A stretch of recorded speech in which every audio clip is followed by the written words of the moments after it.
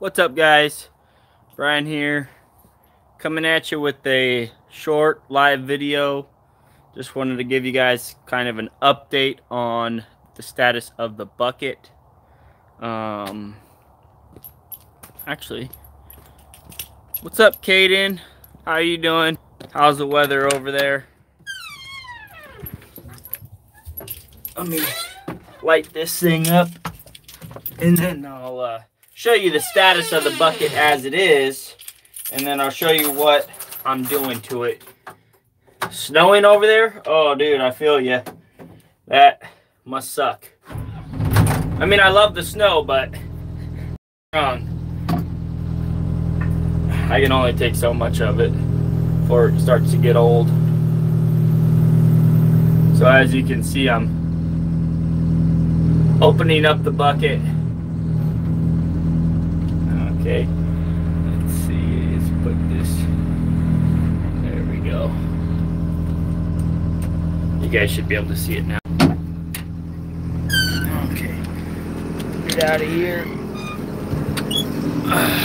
Upstate New York. Oh, you're over there in Andrew Camarada's territory. So, this is the ugly patch job that the guy did. Hey, close the door, please. Close the door. This is the ugly patch job that the guy did that owned this before me. So, who does better videos, Kaden? Or whose videos do you like more? Don't answer that. Just kidding. So that's the patch job that they did on it. Really horrible job. They just cobbled it together. So what I've done is I made this armor right here.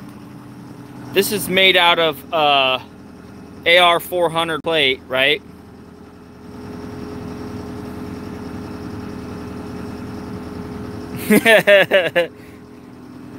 Well, that's cool you found me through him, though. A lot of people watch his channel. He has a really good channel. I like what he's doing. Me and him are, I feel like we're, you know, two feathers from the same bird. And that, basically, if you curl this in more, it sits right there. Boom, just like that, right? The way I designed this was, we had the bucket sitting flat on the ground like this, right? And I took two of these, and you can see I tack welded it right there and right there, one on each side. And then I started building it, right? And then I cut this one, and I cut the other one. And then what I did is I started adding more plates, right? I curved it all the way around this. But as I was curving it, I was cutting these plates and adding those in there and just tack welding them. So everything is just tacked together. Nothing is really welded yet. It's because I wanted to weld the inside of this, all of these, before I welded the outside, right? Now here's the purpose for me welding the inside of this, right? As you're scraping and scraping, if you only weld the outside, all that weld is eventually going to scrape off, right? It's going to scrape off, and then next thing you know, your plates will be falling off. But if you weld it on the inside first, then it has to scrape through this whole plate before it can even get to the weld to break it apart, right? Yeah, the bucket's not in that bad a shape, but they did some horrible repairs on it. You know, when it got thin, they should have taken it to somebody instead of just trying to cobble it together. Man, it is freezing cold out here, guys. Like, it's gotta be 30 degrees or less, especially with the wind. But, so that's the repair job that they did. And this is what we're adding on. This is AR 400 right here. This is some heavy duty anti-abrasive metal, right? And I'm not 100% sure on this, but I don't think AR400 is harder than regular steel. It just has anti-abrasive properties, right? So it doesn't scuff or scratch as easy as mild steel. And you can kind of tell with the sparks that are flying off of it, it's not the same as a harder steel. Like if you take an angle grinder to regular steel, you'll see the color of the sparks are kind of bright, and if you take it to cast iron, they're kind of dull red, right? So you can kind of tell that way. But what do you guys think? Dude, that thing, it looks so wicked on there. But I gotta get going on welding this. But I welded the teeth back on. As you can see, I pretty much just cut it off. I had it just tack welded, and I got it so it goes all the way up to here, right? So this is basically where all the wear stops, right? So I got all the armor plate up to about here, right? Now, is it gonna need that 1/4 inch stuff up here? No. It probably is only gonna need it to right about here, but it makes it look better, you know, when you go further. So I went a little bit further. And the cool thing is I still got all this left over. So I'm probably, most definitely, gonna cut these up and use these and weld them onto that rake that I got. The rebar, here, let me get into the cab. The wind is just blowing, it's just so cold.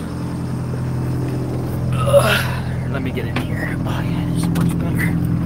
Close this up.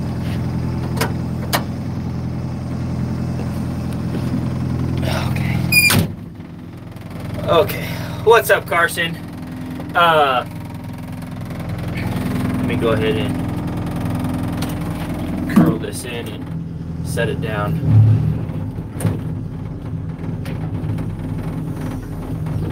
Okay. Shut this down. That way you guys can actually hear me. What was I saying? I totally forgot what I was saying before I spaced because I was so cold. Oh yeah, we're gonna cut up some of that steel that I have left over.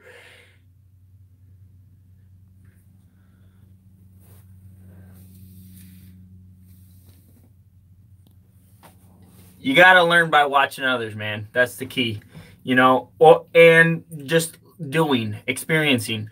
A lot of people are so afraid to experiment that they never learn anything. They never get anything done, you know. And you're gonna, you know, there are gonna be millions of people, hundreds of people that are gonna tell you that, oh, you don't know what you're doing, you're an idiot, you know, and this and that, and you know, you just kind of roll with the punches. No, it doesn't have. I don't know if it has a valve or whatever. But basically, this is the driver's side controller, right?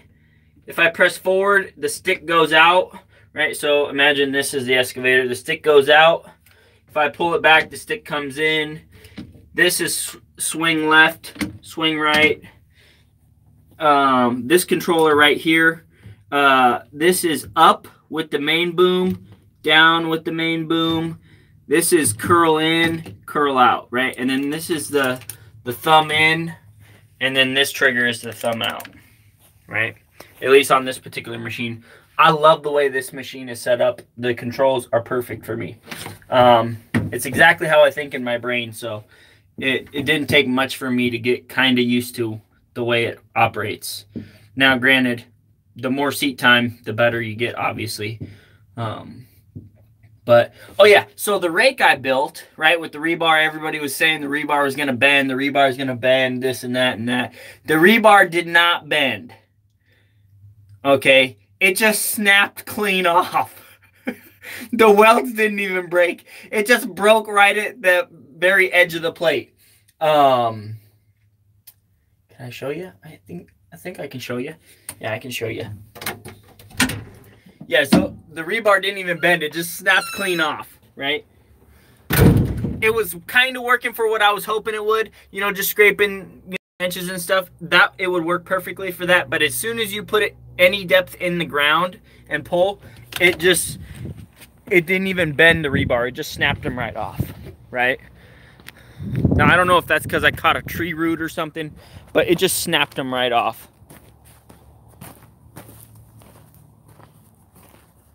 Yeah, I love the way it's set up. It's set up.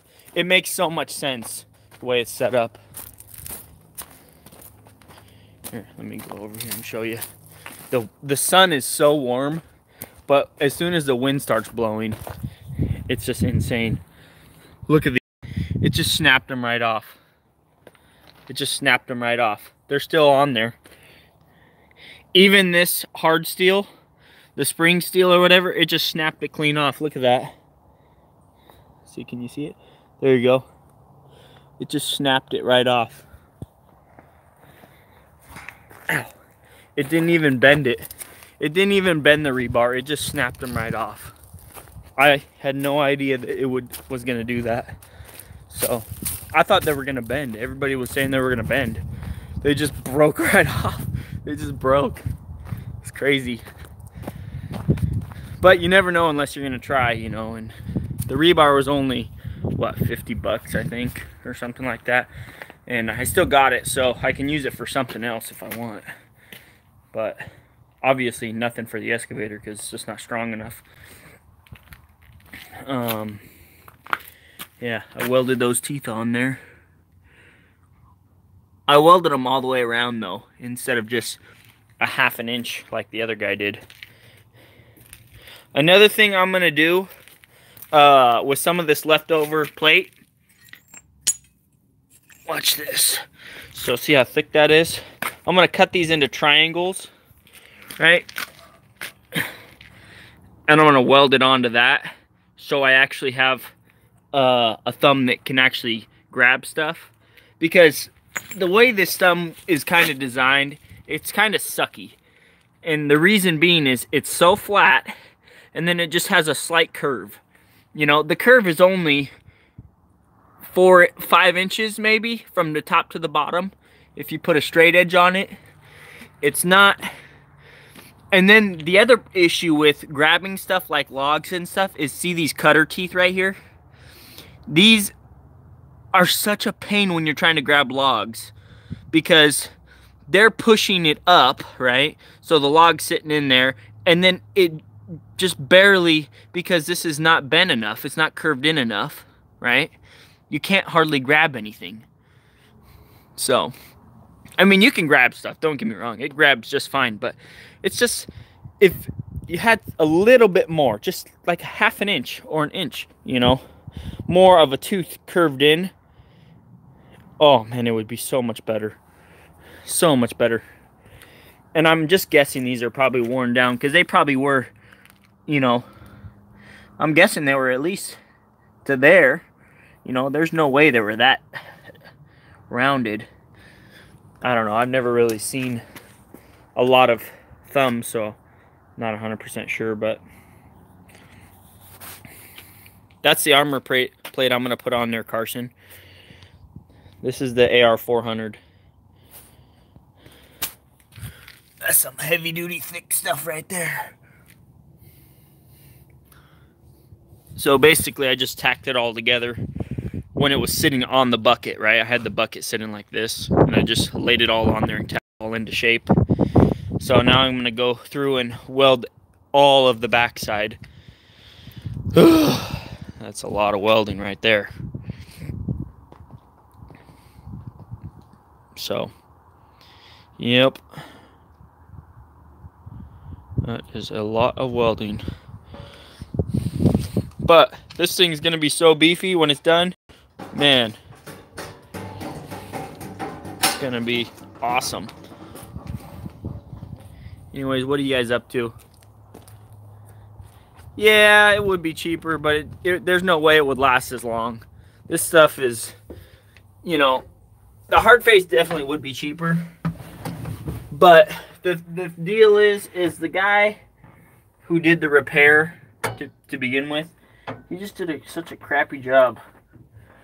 If he would have did a better job at his repair to begin with, then I wouldn't be doing this. I would have do the hard face.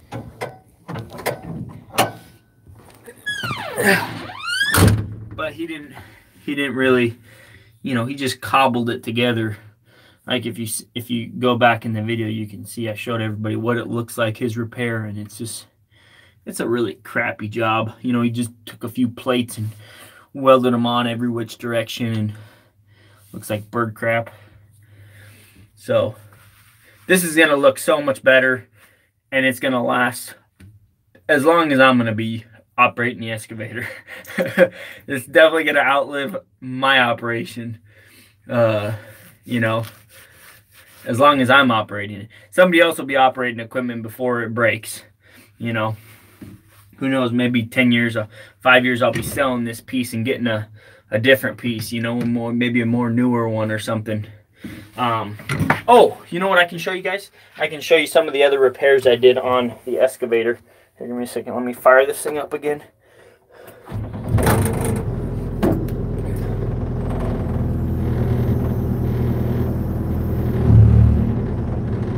Let's see if I can set this thing down.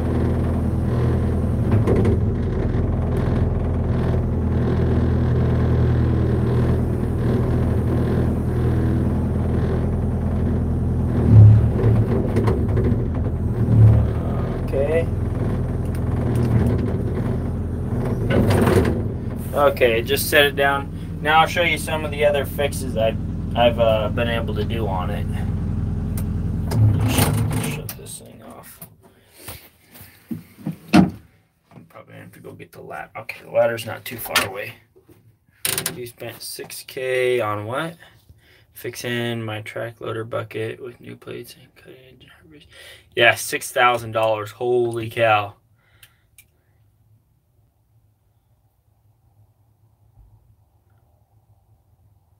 Yeah, it is expensive. Just that little bit right there was 500 bucks. Just 500 bucks just for that little bit right there. You know, that stuff is flipping expensive. But it's a quality repair. You know, something like that is going to outlive, you know, a lot of stuff. When you fix something, the most frustrating thing is when you fix it and then you have to go back to it to fix it again. You know, so just fix it right the first time, and then you don't have to worry about fixing it 20 million times. You know, like Justin says, there's no time for downtime. You know, there's just no time for downtime. Let me show you guys something that I fixed. I wanted to do a video of me fixing it, but it just wasn't in the cards. I didn't have time. And you know, it just, me and my grandpa were just on a time schedule, you know. So give me a second. So this is one of the fixes I did with my grandpa, right? So you can see I welded this tube right here onto this bracket. What was happening is, well, here's what we did. We took this whole thing off, right? This and this, right? It was seeping out of here before I welded it. It wasn't welded before, right? So we took this off. There's a gasket, there's an O-ring on the bottom side of this, and there's an O-ring on the inside of this bolt right here. I think, correct me if I'm wrong, Carson, maybe you know, this, I believe, is just to bleed air out of the cylinder or something. So you unscrew this, there's a gasket on it. It's just like a bolt, basically.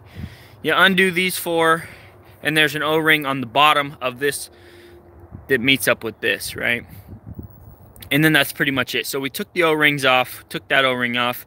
I welded this up nice and neat. I painted it with some spray paint. You can tell it's not the same color match. That's the Kubota orange. So I try not to spray a whole bunch of it on there, just enough to, you know, see that it's fixed, right? No more leaks. This was really leaking out right there. It was leaking so much. You can kind of see where I pressure washed it, but there was still residue. See how shiny that is? That's because that's all oil right there, right? It was just leaking so much oil everywhere, right? And I checked all of these other lines and stuff to see if they were leaking. None of those are leaking because there's no oil residue or nothing on it. I pressure washed the whole thing so I could find just this one stupid leak right here. And this was leaking enough that it was dripping down that way and dripping down the other way, right? And causing a big mess. So I fixed that. I also re-welded this bracket right there. I re-welded that back on. The genius who installed it the first time, you can see that big cut mark in that? When that came down, it hit the top of this right here, right?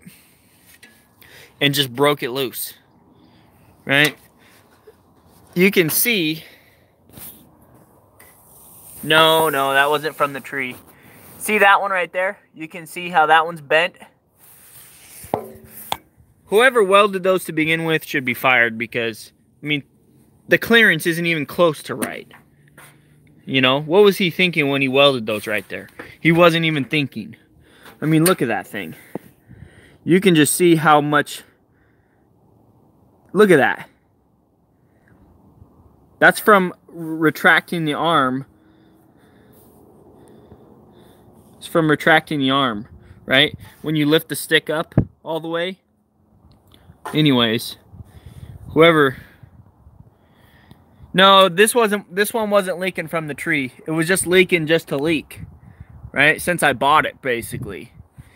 The one that was leaking when I hit the tree, which is another thing I want to kind of address. I haven't really had the time. So this bucket right here, if you notice, there's no bolts in the top. There's only 2 bolts on the bottom. Whoops. 2 bolts on the bottom, right? So when the tree bumped this, it just shifted it just enough to damage this L bracket right in here, right? So that's the one that broke. That's broke on me twice. Well, the first time it was the hose, second time it was the L bracket. So I bought a few more L brackets, and I need to take one of these bolts out and take it to the hardware store and get 2 more of them for each side. Also, another one that I had problems with. This is a new hose right here. This hose. It's so weird the way this hydraulic hose is. It's basically a flat piece of metal with a cutout for an O-ring, and an O-ring goes in there. Yeah, I know. It's basically no good. Well, it's basically no good anyways, because if you look at, somebody hacked it, you know. What were they thinking cutting that? They totally ruined this bracket because they cut it, right? So because they cut it, now, even with the bolts in there, it shifts so much, you know, that it can hit the hose. Like, what the flip? What were they thinking when they did that? They weren't even thinking. They were thinking, oh, let's just cut this thing up and slap it together and the guy won't even know. You know? But one of the times I bumped a tree and the gasket inside of here blew out. Right? It wasn't even the hose. It was just the gasket. So that was kind of cool thing I learned. I didn't know that these had gaskets in them. You know? But I got done greasing everything. As you can see, there's grease everywhere. I put grease on everything.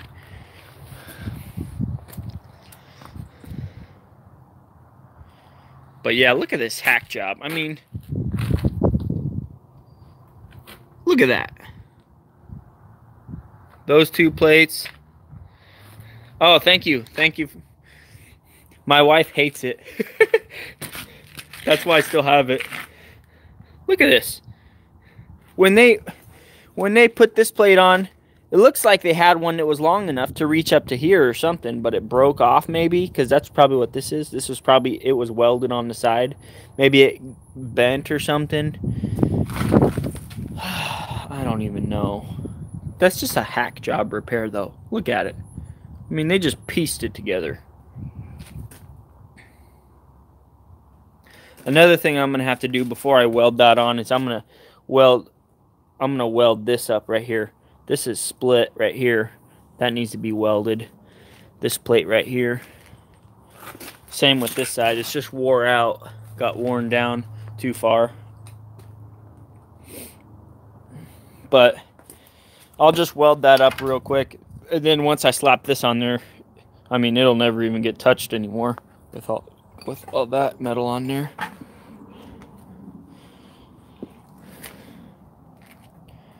Anyways, guys, thanks for joining me on the live stream.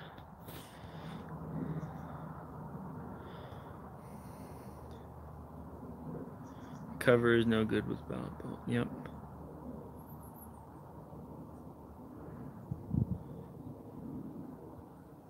Oh, it's not that heavy, Carson. It's only probably like 100 pounds, maybe 200 pounds. Maybe not even that. I mean, look. Like, I'm barely even touching it. You know? That's maybe 100 pounds or so. Anyways, guys, thanks for tuning in to the live stream. I really appreciate you guys' support and, you know, all the good input you guys give me. You know, it definitely, a lot of it is good food for thought. And that's one of the reasons why I'm going to continue doing these live streams. It's because I love you guys' input and your guys' suggestions on everything. Even though, you know, some of you guys may not be experiencing this particular thing, you may come up with an idea that I haven't thought of, or anybody else, you know. And it's just always good to get other people's opinions, you know, even if you don't always agree with them. You know, it's still good to see what other people think and then kind of formulate a good, solid opinion yourself. Anyways, what do you guys think of that video? Did any of you guys watch that video I just put out of me welding these D-rings on? I know you saw it, Carson, because you're telling me that if I get in an accident, it's my fault. If you get in an accident in a CDO, it's always going to be your fault anyways. They're always going to try and pin it on you, you know, no matter what. Unless there's, like, video of it, it's going to be your fault, dude. It doesn't matter. Anyways, these things are so solid, dude. I just don't like the idea of hooking them to the tracks. People's tracks pop off their excavators all the time because they're too loose. You know, I'm not saying mine are too loose, because they're not. But I'm just saying, people's tracks pop off. Why would you try and secure an excavator to the tracks when the tracks are known for falling off? I mean, people, I don't know. I don't like the idea. That's why I welded those D-rings on there. Those are much, much safer in my eyes than hooking to the tracks. Especially, like, look how thin this is, right? This is only like just a hair thicker than 1/8 of an inch, right? And of course you got these crossbars right here. But when you're hooking on, you know, you're hooking from this side right here all the way over, right? But I mean, what if the track just popped off the idler? You know, what if it just popped off the idler? You know, maybe you forgot to tighten your track before you loaded it or something, or after a job, they were just kind of sloppy, you know. Well, that's the sprocket on this side. Probably not going to pop off the sprocket. But the idler, I mean, they could pop off the idler. It's only got, you know, what is that? That's more than 1/2 inch. Finger's depth, right? And it's already getting pulled up, you know. It could pop off. You know, like if you were going around a super sharp corner or something, I don't know if that's ever happened or not, but in my mind it is a possibility. Anyways, who watched that video? Comment in the comments. I want to know who watched it, what do you guys think of the editing that I did on that video? I spent a lot of time editing that stupid video. It was like, I don't know, probably 2 hours worth of video I turned into 10 minutes, you know? I thought it was pretty cool. Generally, after I'm done editing a video, I can watch it about 5 times just because I like my own videos. What do you guys think? This is the new plexiglass. Look at that. This stuff is solid stuff. If something hits that, it's not gonna break it. Definitely not gonna break it. Oh yeah, in the video I didn't show anybody drilled the hole. Basically what I did is I put this bracket up here. My grandpa put a socket in there. We drew around the socket, and then we, you know, drew an X and then drilled where the center was. Not rocket science, but that's how we did that. Anyways, guys.